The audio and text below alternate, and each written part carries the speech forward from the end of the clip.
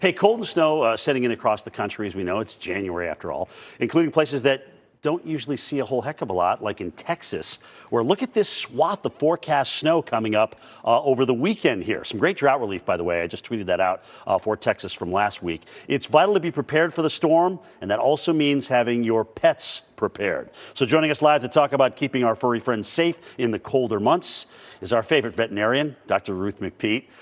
Thanks for joining us this morning, Doc. You're in San Diego, right? You're out there in California. It's a little early. Thanks for having me on. Absolutely. How cold is too cold for our pets? And with respect to dogs, it probably depends on the breed, right? It does. And, unfortunately, there isn't just one number that I can give you. It really depends on the particular pet, not just the Yeah. breed, but it depends on your pet's weight.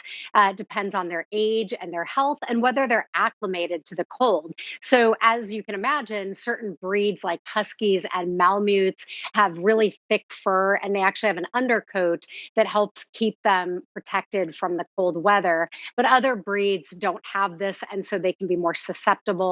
Obviously, if your pet's thin or older, they may be more susceptible to the cold.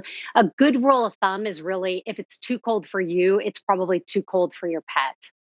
Poor Jen. I don't know what she would do. So here's a good question. You have a husky, which is typically, bred for northern latitudes, but you have one in the south. How long should they be outside?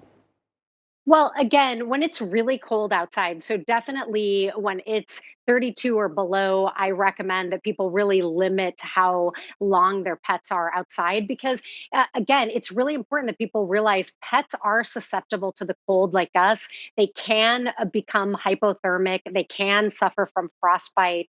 So you want to really limit that and you want to watch their body signs and their body language for signs that they may be too cold. If they're shivering, if they're restless, this may be a sign that they're too cold and they need to get inside. Yeah, I think that's good. If we're shivering, they're shivering. Everybody get inside. There's been, especially in the last 10 years, so many great clothes for pets Yes, to yeah. bring them outside, right? Talk about some of that. Yeah. Well, definitely. I'm a big fan of it. Again, if it's cold outside, think about getting your pet a jacket. You can see my dog's got a little jacket with a hoodie. Oh, There are sweaters with a that you hoodie. can get. There are booties you can get. So dress your pets up for winter when it's cold. This protects them from the elements. And of course, they look adorable as well.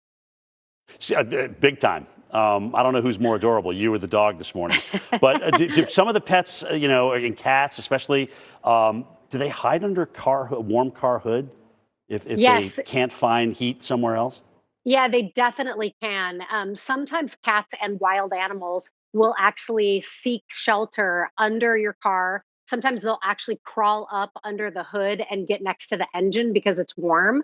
And this is really Right. dangerous. So, Yeah.